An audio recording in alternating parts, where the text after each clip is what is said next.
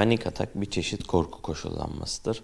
Çoğu zaman kişi için ben öleceğim, kalp krizi geçireceğim ya da beyin kanaması geçireceğim, aklımı kaybedeceğim, delireceğim tarzında korkularla aniden gelen fizyolojik belirtileri olan bir durumdur, bir sendromdur. Anksiyetenin aslında keskin, pik yapmış halidir diyebiliriz. Yani daha sert halidir ve bedende hissedilen halidir. Anksiyete ise daha genelleşmiş bir durumdur. Yani kaygı durumunun hayatımıza yansıması ve beraberinde sonuçlarını yaşamamızdır. Örneğin hayatla ilgili kaygılar, işte sınav kaygıları ya da işte bir iş yerinde yaşadığımız bir durumla ilgili sürekli kuruyor olmak ve onunla ilgili kaygılanmak ve beraberinde işlevsiz durumlar içerisine girmek anksiyetedir diyebiliriz. İşte bu ikisi aslında panik atak da bir anksiyetedir.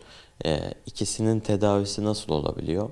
Genellikle biz burada bilişsel davranışçı terapileri kullanıyoruz. Tabii ki daha ağır durumlarda kişi için yoğun panik ataklar olduğu durumlarda ilaç tedavileri kullanılabiliyor.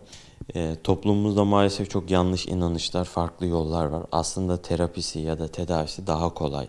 Bazen ama kişilerde çok farklı noktalara gittiğini görüyoruz. İşte panik atak yaşamanın bir zayıflık olduğunu düşünen ya da işte nazara geldiğini düşünen ya da bu konuyla ilgili farklı yollara yönelen birçok kişi oluyor.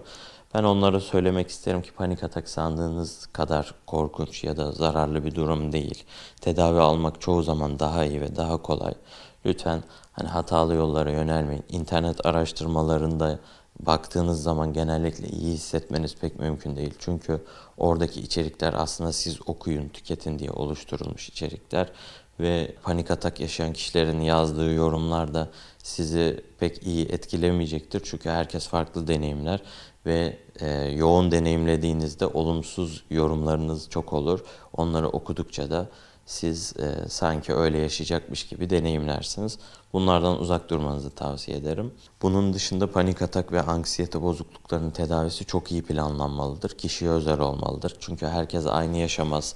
Tıpkı herkes aynı okula gitmediği gibi, herkes aynı gömleği giymediği gibi, herkes farklı ekmekten yediği gibi panik atak durumlarında da yaşadığımız hayat panik atağı, anksiyeteyi şekillendirir. O sebeple her öneri, her tavsiyeyi yapmamanız ve uzman görüşü almanız önerilir.